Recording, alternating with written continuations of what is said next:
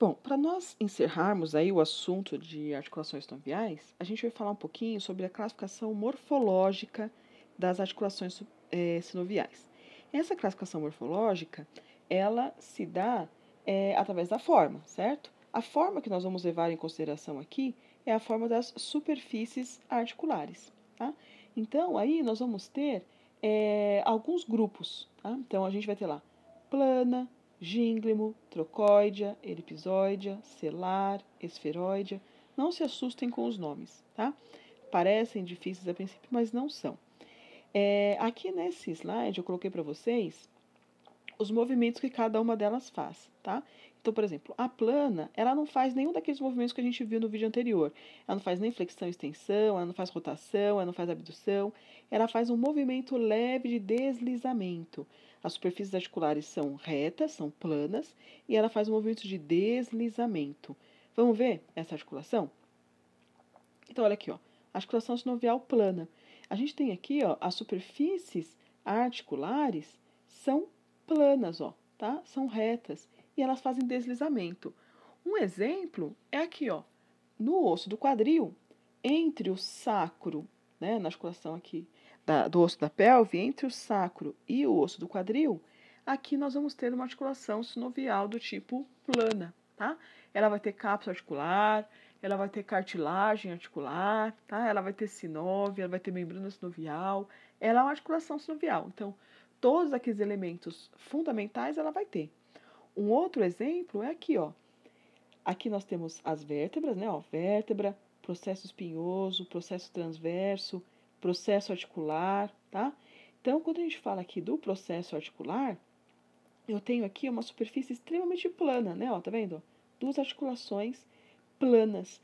Então, duas superfícies planas se articulando com cápsula articular, com membrana sinovial, com sinóvia. Então, quando eu falo dessas articulações aqui, olha, eu estou falando da articulação sinovial do tipo plana, tá? Então, também, na coluna aí nós temos várias, né, dezenas dessas articulações sinoviais do tipo plana, certo? Eu vou mostrar para vocês um videozinho para a gente ver mais ou menos como que acontece esse movimento, tá? Então, olha aqui, ó. Nesse vídeo, nós estamos vendo aqui, ó, a coluna cervical, né? O disco intervertebral, olha as articulações sinoviais do tipo plana, tá? Elas fazem aqui, ó, um deslizamento, tá? Então, em vários sentidos aí, elas fazem esses deslizamentos, movimentos bem pequenos. A junção desses movimentos pequenos vai gerar um movimento mais amplo, tá? De toda a coluna. Então, a junção de vários movimentos pequenos.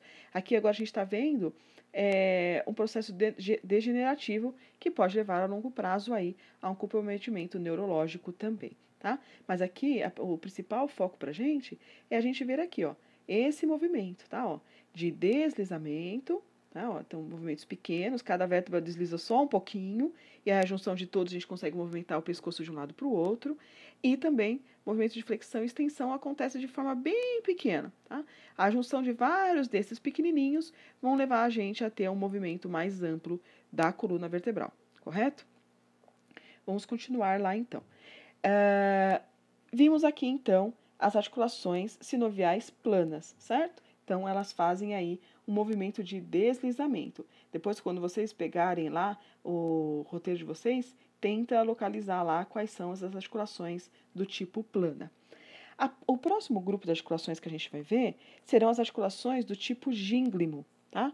As articulações do tipo gínglimo, elas fazem o movimento de flexão e extensão, só. Não faz nenhum outro movimento. Agora, pensa aí. Dá uma pausa no vídeo e pensa no seu corpo quais articulações só fazem flexão e extensão. Pensa aí.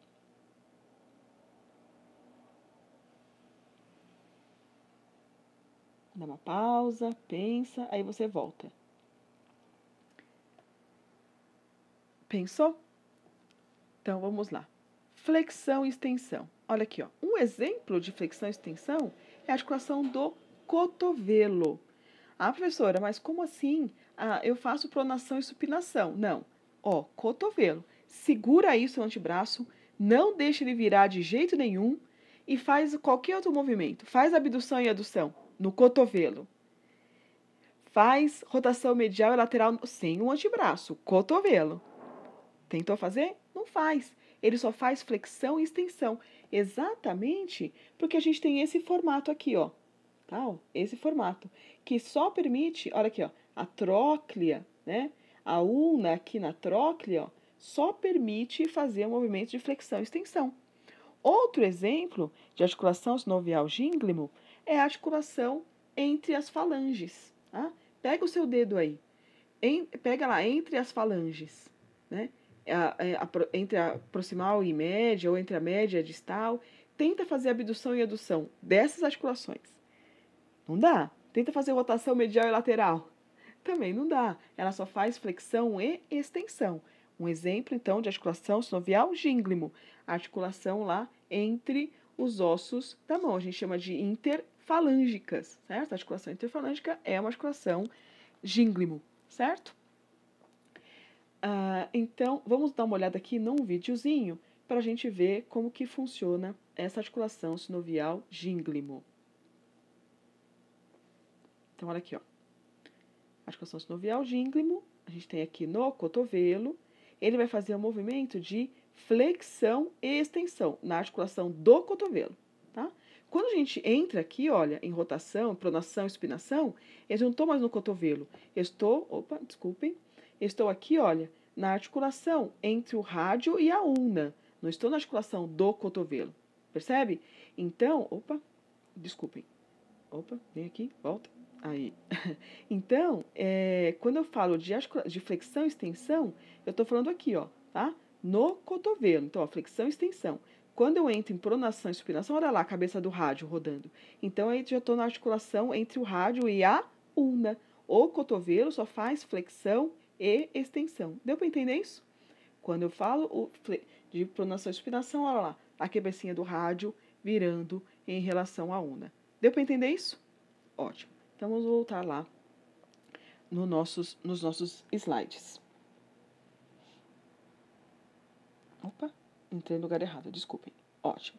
Então, continuando aí na articulação sinovial. Então, já vimos aqui, ó, plana, certo? Deslizamento lá entre as vértebras, por exemplo. Gínglimo, flexão e extensão, interfalângicas, ou articulação do cotovelo. Vamos ver agora trocoídea. A trocoídea é uma articulação que só faz movimento de rotação medial e rotação lateral, tá? Então, um exemplo é o que eu acabei de mostrar para vocês lá no vídeo, tá? Então, olha aqui, ó. Ela vai ser um movimento, olha, em rotação. Ela só faz esse movimento no eixo longitudinal. Então, olha aqui, ó. Rádio e ulna. Aqui, ó, a cabeça do rádio, quando ela se encontra, lembra que a gente até tinha aqui, ó, a incisura radial lá na ulna? Porque a cabeça do rádio vai deslizar aqui na ulna para fazer o movimento de pronação e supinação, tá? Então, aqui, essa articulação radioulnar proximal, a gente pode classificá-la como articulação sinovial trocoídea, tá? O nome dela, a articulação radioulnar proximal, porque ela está mais próximo da raiz do membro, certo? Outro exemplo de articulação sinovial trocoídea é aqui, ó, entre o atlas, lembra aqui, ó, o atlas e o áxis. Olha o dente do áxis aqui. Essa articulação aqui, ó, é uma articulação sinovial trocoídea. O nome dela, articulação atlantoaxial mediana, tá? Atlantoaxial mediana é o nome dela. Então, entre o atlas e o áxis, também é uma articulação sinovial trocoídea. Então, vemos dois exemplos aí, ó, atlantoaxial mediana e articulação radioulnar proximal.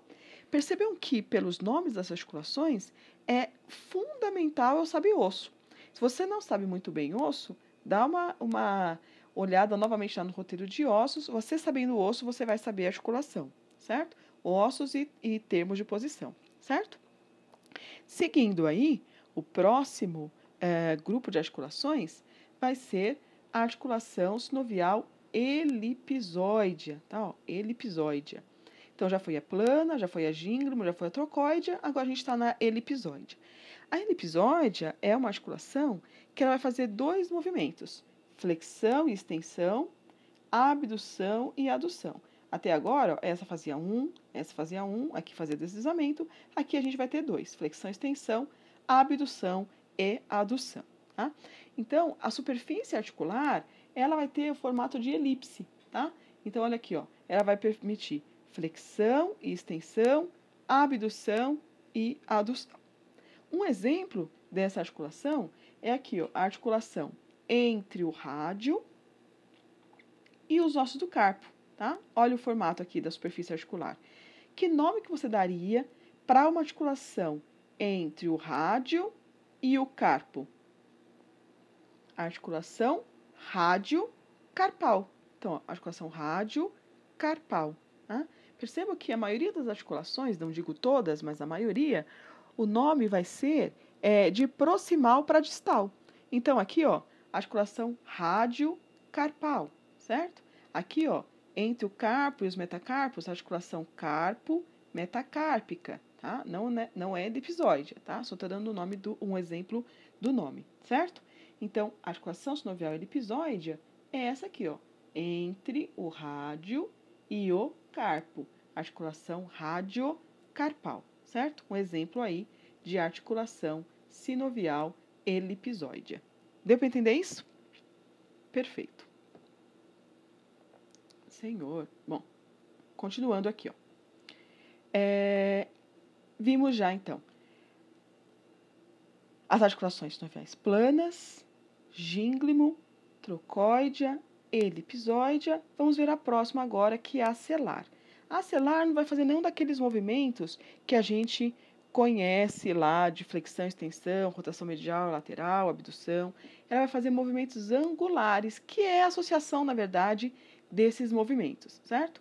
A articulação do tipo celar, ela é como se fosse mesmo uma pessoa em cima de uma cela, tá? Então, aqui, ó, articulação celar, tá? Um exemplo bem clássico dessa articulação celar é aqui, olha, a articulação entre o primeiro metacarpo e o trapézio, tá? Então, essa é uma articulação do tipo celar, tá?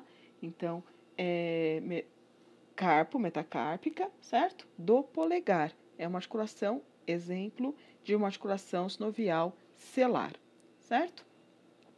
E, para encerrar, vamos falar da articulação sinovial esferoidea.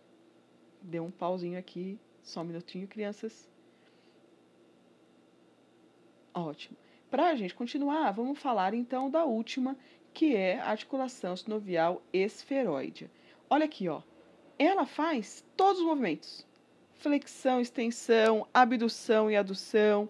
Ela faz rotação medial e lateral. Ela é a mais completa de todas. Só temos duas articulações sinoviais esferoideas, tá? Ó, ela faz todos os movimentos. A gente tem aqui, ó, do ombro e do quadril. São as únicas duas articulações sinoviais esferoideas. Olha aí no seu ombro.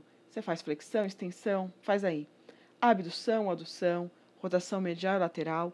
No membro inferior é a mesma coisa. No quadril você consegue fazer flexão, extensão, abdução, adução, rotação medial e lateral, tá? Então, articulações sinoviais esferoideas, a gente tem lá ombro e quadril, correto? Então, em resumo, a gente tem isso daqui, ó. Quando a gente olha aqui do ponto de vista de movimento, eu coloquei esses símbolozinhos aqui, ó. As articulações fibrosas, a gente tem quase nenhum movimento. E a gente divide elas em sutura e sindesmose. Certo? Dentro da sutura, nós temos plana, serrátil, escamosa. Sendo a sindesmose, a gente pode ter as gonfosas. As cartilaginas, a gente vai ter um pouquinho mais de movimento, mas ainda com bastante restrição de movimento. E aí nós vamos ter as cartilaginas dos tipos sincondrose e sínfise. E as que têm mais movimento são as sinoviais.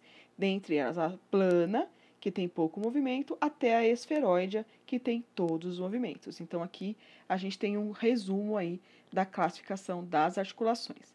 Agora, para vocês fixarem isso, pegue a lista das articulações do roteiro prático e tenta classificá-las, tá? Todas elas. E aí, conforme vocês vão tendo dúvidas, a gente vai discutindo depois. Mas é super tranquilo. Se eu tiver que pedir alguma coisa disso em prova, eu vou pedir das principais, não vou ficar entrando em pormenores, tá? alguns exemplos do que eu próprio dei aqui durante a aula, para vocês classificarem essas articulações, ok? A articulação não é um assunto fácil, é um assunto complexo, mas, diante de uma dificuldade, substituo não consigo por vou tentar outra vez. Então, tente outra vez que com certeza você vai chegar no sucesso, ok? Não desistam, crianças, a gente se vê daqui a pouco.